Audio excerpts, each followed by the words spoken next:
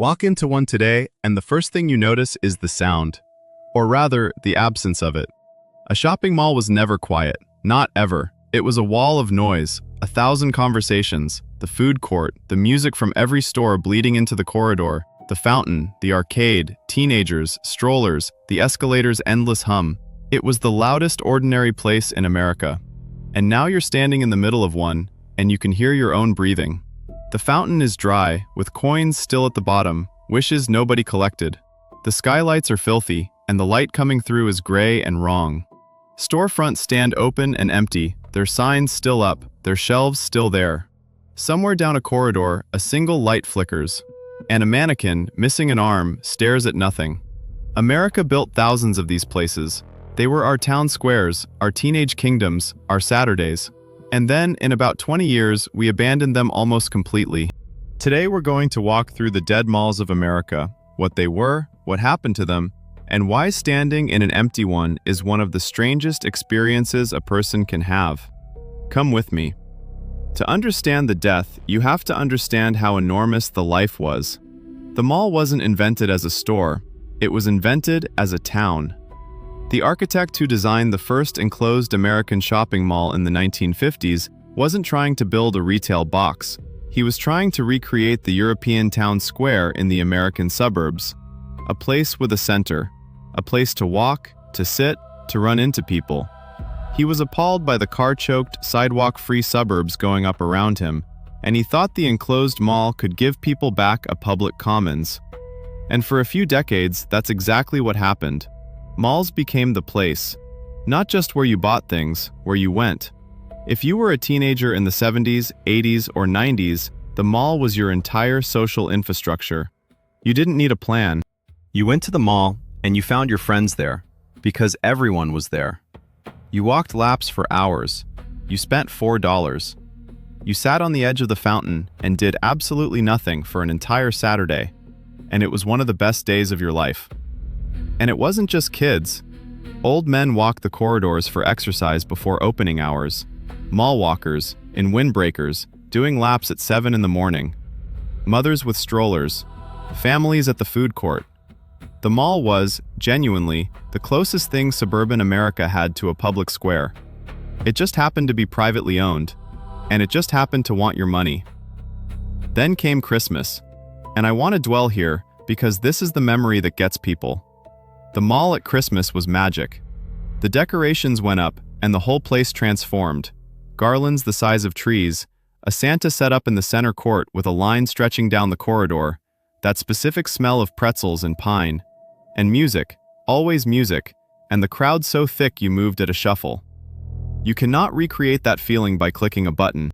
Nobody has ever felt festive placing an online order. So what killed it? The easy answer is the internet. And that's part of it. But the real story is longer, and it starts before the first online purchase was ever made. The first cause was that America simply built too many malls. Far too many. In the boom decades, developers threw them up everywhere, often with generous financing and tax incentives, until the country had far more retail square footage per person than any other nation on Earth. Vastly more than we could actually support. Malls were built within miles of each other, competing for the same shoppers. It was a bubble, and everyone in the industry knew the math didn't work forever. The second cause was the anchor store. A mall's whole design depended on big department stores at each end, pulling shoppers through the corridor of small shops between them. It was an elegant machine, but it had a fatal flaw. When an anchor died, the machine stopped. And the anchors did die. The great American department stores, chains that had existed for a century, that people's grandparents shopped at, went bankrupt one after another. And when a mall lost its anchor, foot traffic collapsed. The small stores in the middle, who depended on that flow, couldn't survive. They left. And an emptier mall attracts fewer shoppers, which empties it further. That's the death spiral, and once it starts, it almost never reverses. A mall doesn't die suddenly. It bleeds out, one storefront at a time, over years, while a skeleton crew keeps the lights on and the fountain running for fewer and fewer people. The third cause was that shopping changed under our feet. Online, obviously, but also the big box stores, the discount giants, the outdoor lifestyle centers, built to look like the very town squares that malls were originally trying to imitate. The mall's entire concept got outflanked from both directions. Too expensive for bargain hunters, too enclosed and dated for people who wanted fresh air and a coffee shop. And there's a fourth cause that people don't like to talk about, but it's real. Teenagers stopped going. The single biggest cultural engine of the mall, bored kids with nowhere else to be, moved online. Their hangout is now a phone. They don't need a physical commons to loiter in, because the loitering happens in their hand. And once the teenagers left, the mall lost its heartbeat. So what happens to a mall when it dies? Some get demolished. That's the clean ending. The wrecking ball comes, the site becomes apartments or a distribution warehouse, and there's a strange justice in a mall becoming the warehouse for the online store that killed it. But many don't get demolished. Many just sit. And this is where it gets strange. They're too expensive to tear down, tangled in ownership disputes, or the land isn't worth enough to justify the cost. So they stay, sealed and empty, for years, sometimes decades. The mall becomes a giant tomb in the middle of a parking lot, and people break in. There's an entire subculture of explorers who slip into dead malls with cameras, and the footage they bring back is genuinely haunting. Escalators frozen mid-flight, water dripping through a collapsed ceiling into a food court, plants growing through the tile, a children's carousel, still there, still bolted down, in total darkness, signs advertising a sale that ended 15 years ago. There's one image that comes up again and again in these explorations, and it wrecks me every time: the play area. The little padded play structure where toddlers climbed while their mothers rested. Still there, still cheerful, in bright primary colors, covered in dust, in a dark building where no child has laughed in a decade. The strangest ones are the malls that aren't quite dead, the half-alive ones. You've been in one, everyone has, where a few stores remain, mostly the ones that don't need foot traffic. A phone repair kiosk, a nail salon, a church that moved into the old bookstore, a martial arts studio, a store selling things you can't quite identify. The food court has one vendor left. The corridors echo. There are more security guards than customers. Those are the saddest of all, because there are still people in them. There's still a woman at a register waiting for someone to walk in. There's still an old man doing his morning laps past the empty storefronts. Life persisting in a body that's already gone. Let's talk about what was actually in those malls, because half the ghosts are brands that no longer exist. The music store. Rows of CDs in plastic security cases. Listening stations with headphones bolted to a wall of posters in the back you flip through like a giant book. That store is gone. Not that chain, that type of store. It doesn't exist anymore, anywhere. The bookstore with the big soft chairs, where you'd read half a book and buy nothing. The arcade, dark and loud, with that specific smell of carpet and electronics, where a kid with quarters was a king. The store that sold nothing but calendars, and only existed from November to January, appearing like a mushroom and vanishing again. The place that pierced your ears with a gun while your mother held your hand.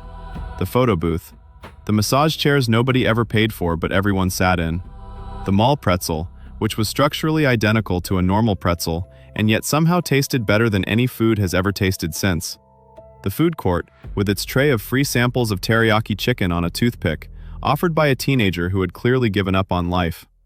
And the fountain, where you threw a penny and made a wish, and where every mall in America had exactly the same unspoken rule that you weren't supposed to take the coins out. These weren't just stores, they were an ecosystem, and an entire generation's memories are furnished with them. Now here's a detail about dead malls that most people never think about, and it's genuinely eerie. The music kept playing. In many abandoned or half-abandoned malls, the background music system stays on because it's wired into the building and nobody bothered to shut it off. So explorers walk into a pitch-dark, empty mall, no stores, no people, dust everywhere, and gentle instrumental music is playing softly through the ceiling speakers to an audience of nobody. It's been playing for years. It will keep playing until the power is cut. I cannot think of a more perfect image for the whole phenomenon. A building playing cheerful music to an empty room, forever, because no one remembered to tell it that everybody left. There's one more twist to this story, and it's the strangest of all. Some dead malls have come back to life, but not as malls. They've become churches, community colleges, medical centers, data centers, which is a special kind of irony. The building where people gathered has become a building where information is stored, humming away without a single human inside. Some have become indoor farms. One or two have become film sets, because if you need a location that looks like the end of the world, a dead mall is already dressed for the part. And a handful have become something genuinely lovely. Local governments have converted them into public libraries, senior centers, community spaces.